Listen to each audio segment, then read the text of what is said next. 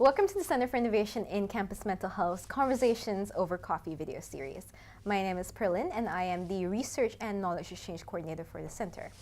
Today we're here at JAC.org in Toronto, and we are joined by Sarah Mughal and Shayan Yazdanpanah. Thanks for having us here today. Thank you. So Sarah and Shayan are here to share with us, we'll say that quickly 3 times, today their perspectives on student mental health. And for those of you who might not be familiar with JAC.org, it is a Canada-wide student network of student leaders involved in the mental health conversation. So JAC.org is essentially a network of peers. What have you noticed in this peer-to-peer approach of students advocating for and supporting each other?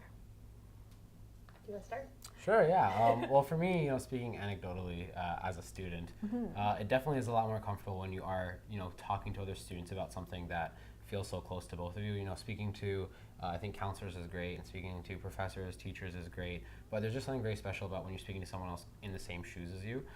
So that's been the biggest thing, myself reaching out to other students, but also other students reaching out and working with me on different initiatives, and, as a talk speaker, being able to interact with other speakers, in the JAC.org network, but also as a whole with mental health is a huge thing when it comes to really, being comfortable having those conversations that turn into more meaningful things later on. For sure. And I'll talk about, so I oversee our program design here, and I've been in peer-to-peer work for my whole career.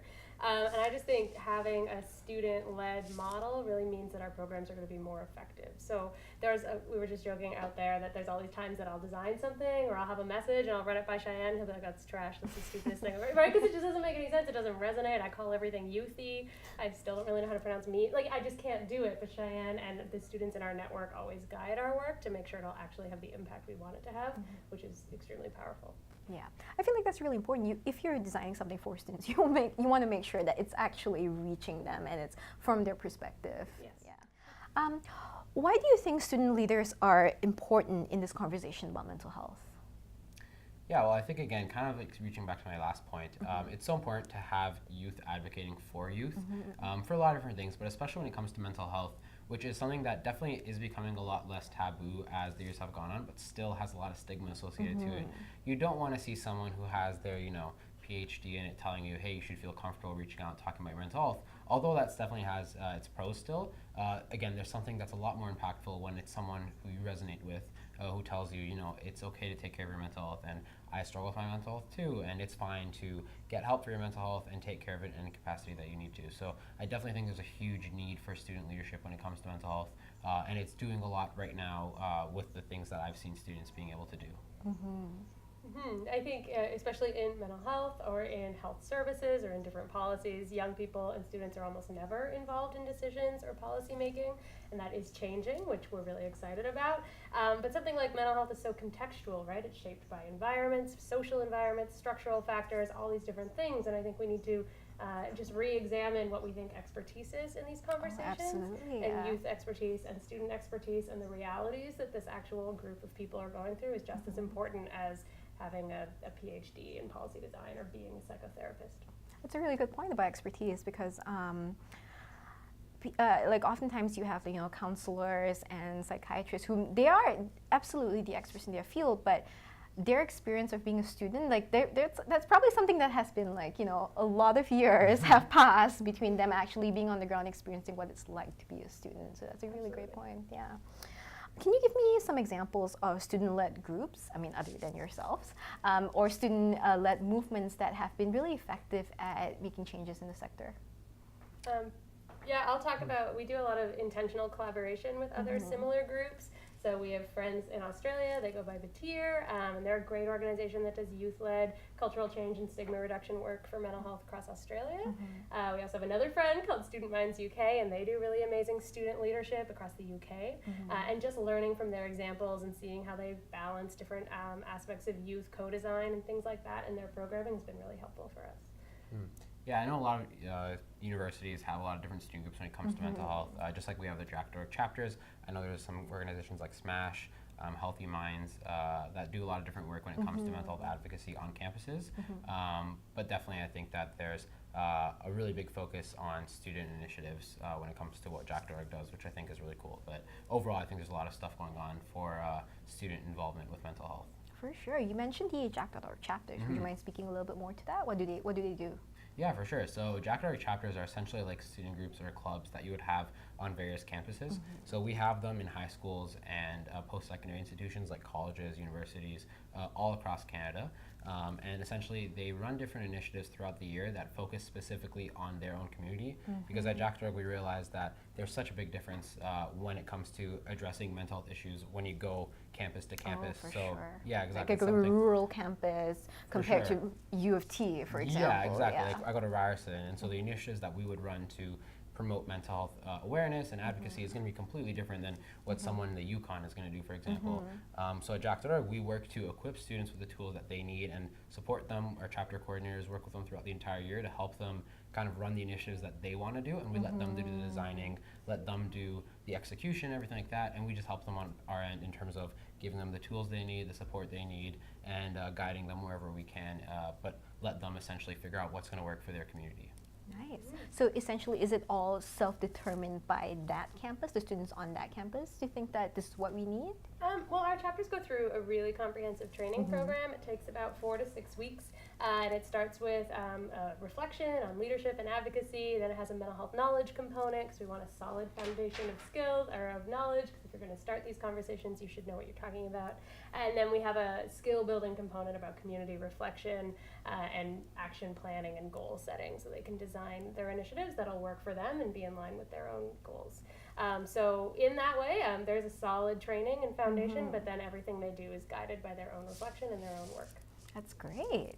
So what are some of the hot topics at some of these chapters? Well, one of the things I've been noticing a lot right now that youth are talking about is a lot of things regarding systems change. So I know for a really long time, the kind of chapters work and just student work in general for mental health was getting the conversation started. Because for a really long time, it was just very difficult to even have a conversation around mental health. And don't get me wrong, it still is difficult in a lot of places. But overall, I think a lot of youth especially are getting a bit more comfortable with that topic. And it's more, what can we do on a bigger scale to kind of make sure that schools are doing the right thing when it comes to taking care of youth mental health. We're getting enough services in our communities, things like that, which I think now are a much bigger push, not only for chapters, but just youth as a whole across Canada. And then in addition to that, about 4 or 5 years ago when we were starting the Jack Chapter program, almost all of our students wanted to focus on starting conversations. That was the main thing. And now they're focusing on systems change, like Shayan was just saying, but they also, our main feedback this year was they wanted us to go deeper. So over and over again, we heard, we already know this stuff, people are already talking, we know everybody has mental health, but what are we supposed to do about it? How can we support a friend? Where are we supposed to go? And what do we do if a service isn't available? Which is incredible, right? Because it helps us redesign all of our programming to stay responsive, but also means that change is happening, which is incredible. Yeah. What other shifts have you seen in the conversation? So I mean, I'm thinking mostly things like stigma and equity, diversity, sorts of things which have come up in the broader sector of mental health. Are you seeing changes in that kinds of things? Well, personally, I've seen a lot more talk about inclusivity surrounding mental health. So it's not just one overall view of everyone just needs to talk about it. There's a lot more consideration when it comes to people's socioeconomic backgrounds, where they're growing up, things like that are the different things that can impact your mental health. So it's a lot more of a intersectional look when it comes towards mental health, which I think is really great because, just like your physical health, there's not ever one cause for having mental health distress. There's so many different things that can impact it.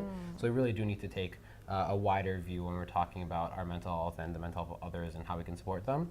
But overall, I've been finding that youth are just a lot more open to having those conversations now and really look at ways to support each other rather than just what it was before, which I think was more how can I kind of help myself. And not to say that that's not a priority, it definitely really is, but I think it's cool to see that youth are kind of coming together now to address this as a whole. Because they definitely see it's not just them that are struggling. There's a lot of youth that are struggling right now, and we need to be working together to kind of do something about it on a bigger scale. That's interesting. So it's almost like there's a shift to like taking a step back, looking at the bigger picture. Would you say? Yeah, I would definitely say that. In terms of that systems change that we're talking about, as well as just the idea of going deeper.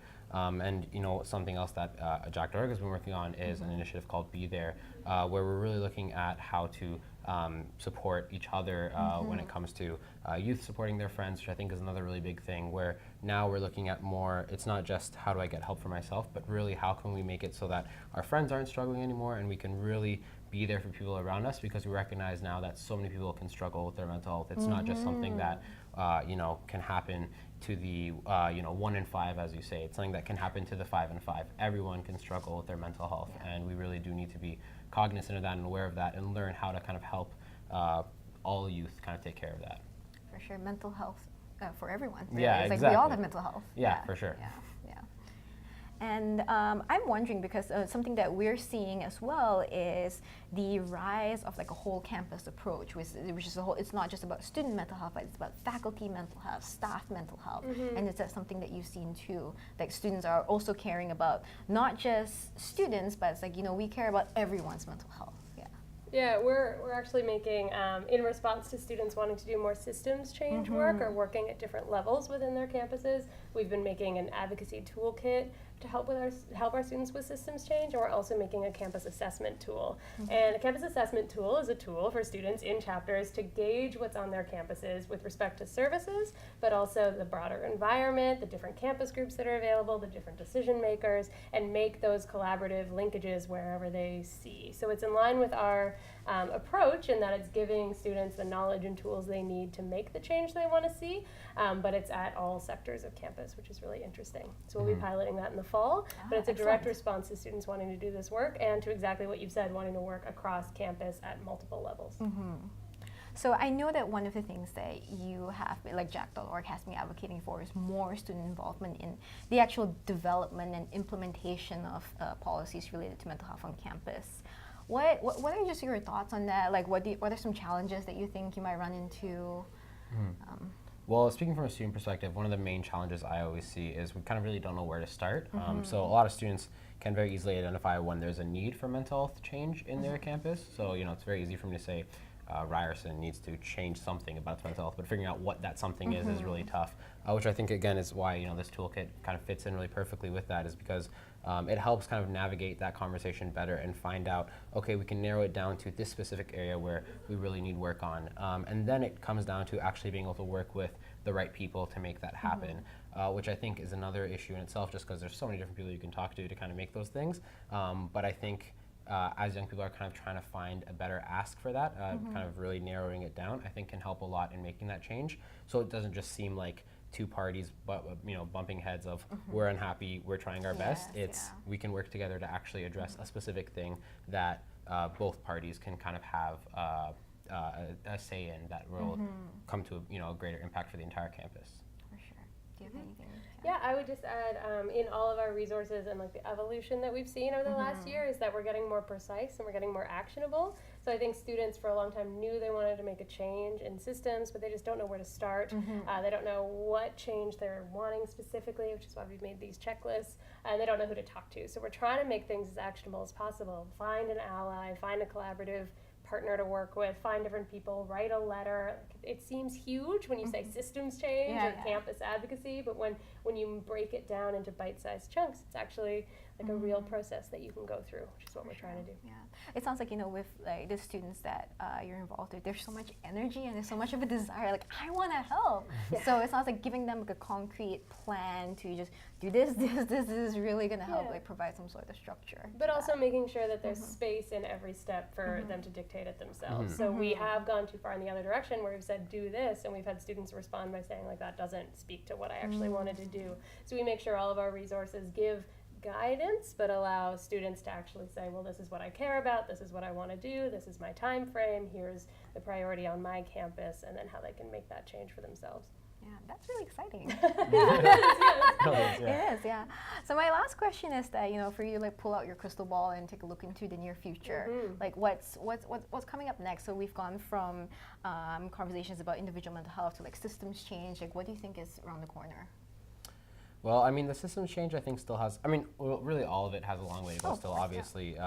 There definitely, as we, in Jack.org and like my personal circle, I do see people being a lot more comfortable talking about mental health, but there still are a lot of people who are totally still stigmatized and can't really have that conversation. So I definitely think that we still have a long way to go with that. But I think that there's a lot more room and a lot coming up with that systems change. You know, looking around the world, youth are definitely becoming a much bigger you know, key player when it comes to a lot of really important conversations, and I think mental health is one of them, where we are having a much bigger say now in terms of a lot of things surrounding not only affecting our mental health, but also mental health as a whole. So I'm super excited to see kind of what youth can do with that. And also overall, just the kind of direction mental health is going, I think, you know, it's getting a lot more recognized and identified as a priority by schools, but also organizations, governments. So I think that there's definitely, it's going to be a very exciting few years when it comes to mental health. Sure, I think a lot is going to be changing soon, and I'm just excited to see kind of how the conversation goes. Absolutely.